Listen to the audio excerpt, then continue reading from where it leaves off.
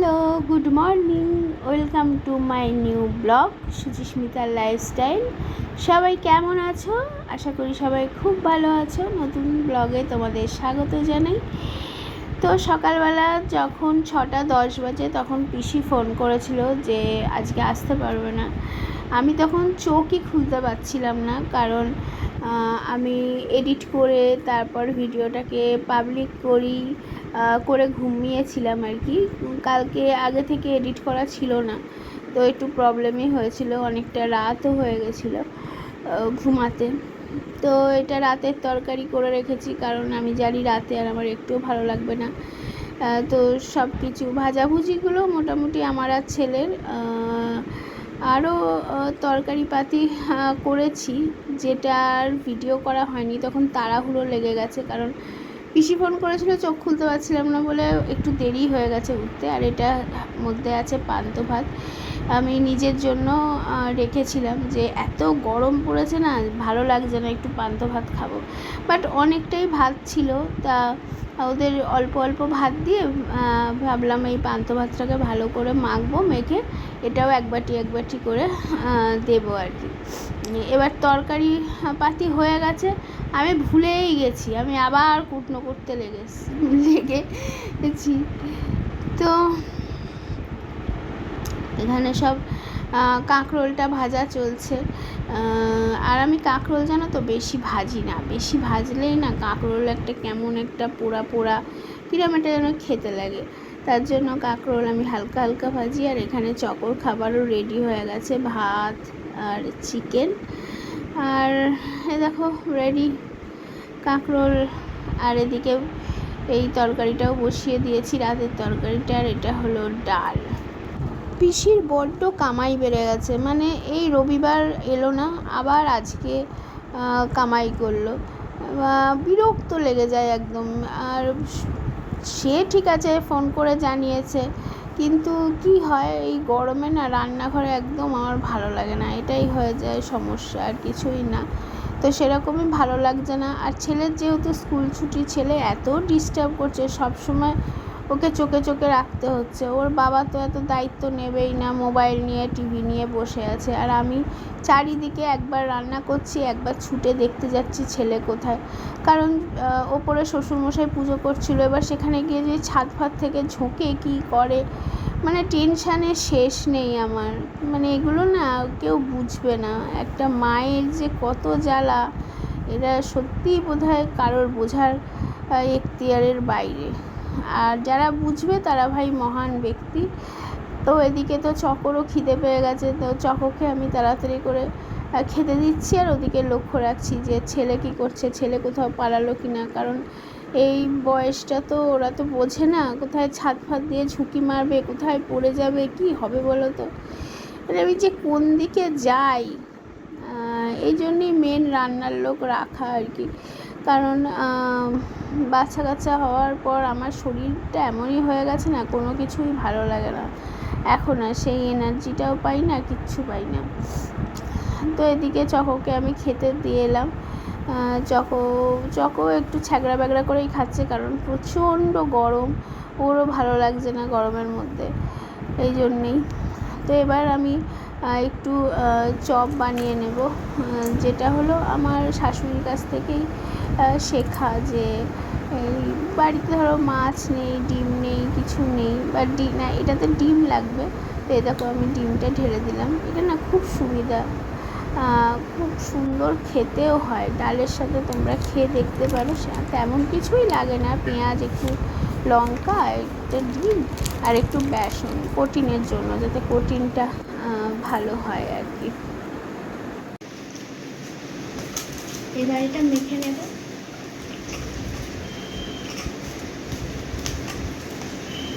এইটা আমার শাশুড়ি আমাকে শিখিয়েছিল, বাড়িতে মাছ টাছ না থাকলে বড়া, আমরা তো পেঁয়াজি অনেক কিছুই খেয়ে থাকি, বাট এই বড়াটা করে খেয়ে দেখবে, দেখি রকম টেস্ট হয়।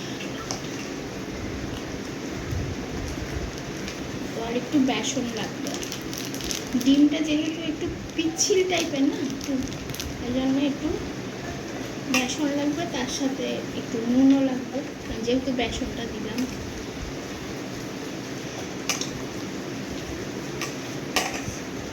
এরপর পান্তা ভাতটা মাখবো।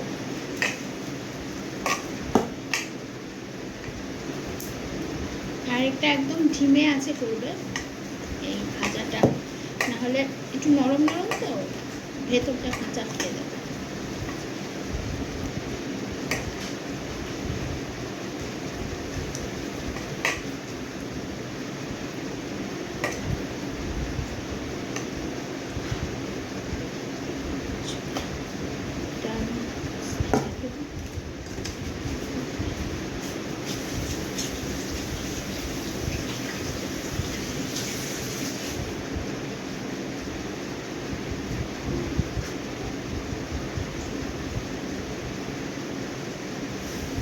পান্তা ভাত শরীরের পক্ষে খুবই উপকার, কিন্তু সেটা শুধুমাত্র জল আর নুন দিয়ে খেলে, আমাদের মতো টেস্টফুল করে খেলে পান্তা ভাত একটুও কিন্তু উপকার না। এরকম পেঁয়াজ, লঙ্কা, সর্ষের তেল, এটা কিন্তু কোনো উপকার না। তো যাই হোক, বরের খাবার রেডি হয়ে গেছে, এবার সার্ভ করে দেবে।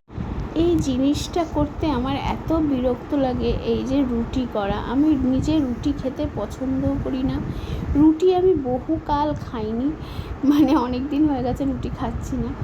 তো কী আর করব, আমার বরের যে এখানে এখন অফিসটা না, সেখানে নাকি আশেপাশে কোনো খাবার নেই। কীরকম অদ্ভুত, তাই না? আশেপাশে কোনো খাবার জল না থাকলে হয়? তো ওই জন্য বাধ্য হয়ে আমি একটু রুটি করে দিচ্ছি। আর কী আর করব, বউদের জ্বালা আর মাদের জ্বালা এগুলো কেউ বুঝবে না।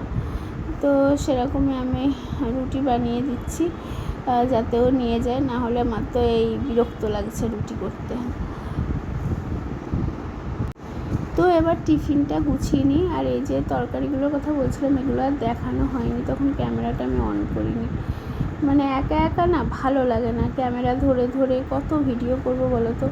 কেউ একটু করে দিলে না বড্ড সুবিধা হয়, কিন্তু কে আর করে দেবে, যাই হোক নিজেকেই করতে হয়।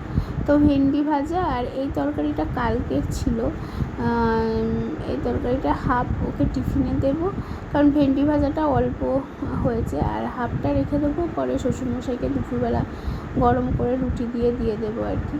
এটাই প্ল্যানিং। ওই জন্য জলখাবারের কোনো তরকারি আমি করিনি। আর আমি তো ওই পান্তা ভাত আছে, ওই পান্তা ভাতই খেয়ে নেবো, এটাই আপাতত প্ল্যান।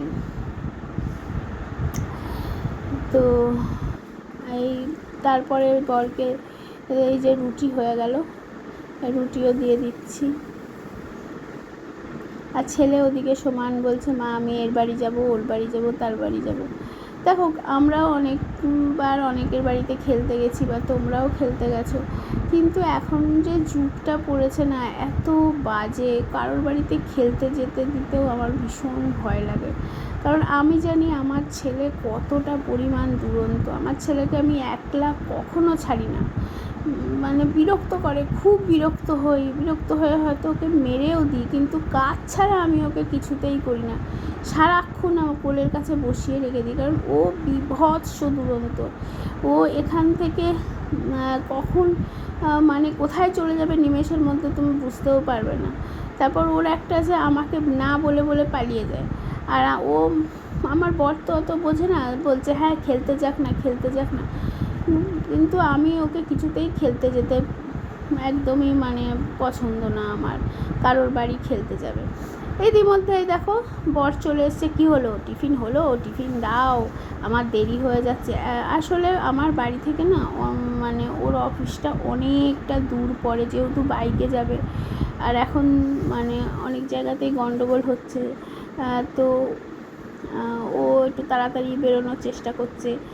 তো এই নিয়ে আমি বলছি দাঁড়াও, এদিক থেকে ওদিক, সেদিক থেকে ওদিক, এই জন্য বিরক্তও লাগছে। আর ফোনটা ওই জন্য এক জায়গায় রেখে দিয়েছি, দিয়ে আমি বলছি তাহলে তুমিই গুছিয়ে নাও, এই কাঁচা লঙ্কা দাও, এইটা দাও, ওইটা দাও। আমি বলছিলাম চানাচুর দিয়ে মুড়ি দিয়ে দেবো আগের দিনের মতো, তো বলো না ছোলা দিয়েই দাও, চানাচুর খেতে ভালো লাগছে না গরমের মধ্যে। আর এই দেখো, এই যে টিফিন কৌটো, এই যে ভজকটর টিফিন কৌটো না, বিরক্ত লাগে আমার। এই পিসি বোধহয় শিখেছে নাকি, আমার শেখারও কোনো আগ্রহ নেই, ওই ধরেই দিয়ে দিলাম, ও ঠিক করে বন্ধ করে নেবে এইটা ভেবে। এর কুটোমুটি একটা কথা কাটাকাটি অশান্তি হয়েই যাচ্ছে যে হ্যাঁ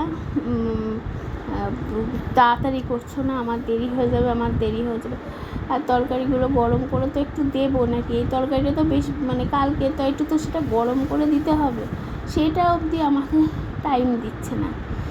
এই করো ওই করো তাই করো, পেছনে বলেই যাচ্ছে। আর অরিজিনাল অডিওটা আমার শোনাতে কিছুই ছিল না, কিন্তু গাঁ গাঁ করে টিভি চলছে। শেষকালে অরিজিনাল আমার অডিও শোনাতে গিয়ে আমার কপিরাইট চলে আসবে বাবা। একটা ভিডিও আমি অনেক কষ্ট করে করি, তারপরে আবার অনেক কষ্ট করে এডিট করি, সেটা যদি কপিরাইট চলে আসে তাহলে তো ভীষণ মন খারাপ হয়ে যায়, আবার নতুন করে সব কিছু করতে হয়। এই যে ফোনে চলে গেছে, মানে ফুল হয়ে গেছে, সেগুলো সব ভিডিও, প্রচুর ভিডিও ডিলিট করলাম বসে বসে, হাত ব্যথা হয়ে গেছে আমার। দেখো এখানে কি বলছে জানো, এই সব করতে হয়, আমায় সব করতে হয়, শুধু ভিডিও করার সময় এগুলো করে, কি বাজে কথা। সকাল থেকে আমি যে লেগে আছি, মানে কোনো বরই কোনো বইয়ের প্রশংসা করে না, এটা কমন। নীল জবা, কালকে বৃহস্পতিবার, এটা যদি ফোটে খুব ভালো হয়। তো কাল তো বৃহস্পতিবার, তাহলে ফুল মিষ্টিটা এনে রাখতে পারি, কারণ সকালে ছেলের স্কুল যতদিন না খুলছে সকালে সময় হচ্ছে না, খুব তাড়াহুড়ো লেগে যাচ্ছে, আর সব বায়না করে যাবো বলে।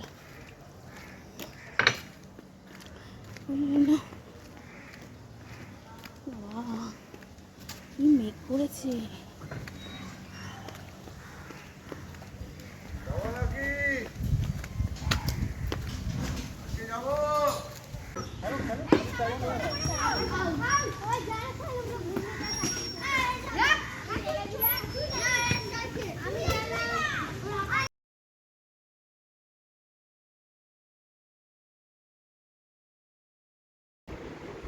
তো একদম ব্লগের এন্ডে যখন আসি এত বৃষ্টি পড়ছে, মানে হালকা হালকা বৃষ্টি পড়ছে, তারপরে ঝড় হচ্ছে, মেঘ ডাকছে। আমি কোনো রকমে ছেলেকে নিয়ে চলে এসেছি। রুটি কিনতে পারিনি, আমার বরকে বললাম একটু রুটিটা এনো, সে নাকি ভুলে গিয়ে এখন অনেক রকম নানা রকম কথা। তো ভাত বসিয়ে দিলাম, ভাত আলু সেদ্ধটা মাখলাম পেঁয়াজ টেঁয়াজ দিয়ে, আর সকালে যে তরকারিটা করেছিলাম ওটা ছিল, ওটা তো রাতের তরকারি হিসাবেই ছিল, ওটা ওদের দিয়ে দিলাম। আর আমি এখন নিয়ে খেতে বসেছি, যেহেতু হাঁটাহাঁটি করছি এখন খিদেও পাচ্ছে। আর শরীরচর্চা যদি তুমি রেগুলার করো, ব্যায়াম করো, করো, তুমি যা খুশি খাও, সেটা কিছু হবে না, কিন্তু শুধু বসে বসে খেলাম তো মোটা হবেই। তো ওই জন্যই একটু বাটার নিয়েছি, বাটার আর নুন দিয়ে এখন এটা খেয়ে নেবো। চলো আজকে ব্লগটা এখানেই শেষ করলাম, সবাই ভালো থেকো, টাটা, গুড নাইট।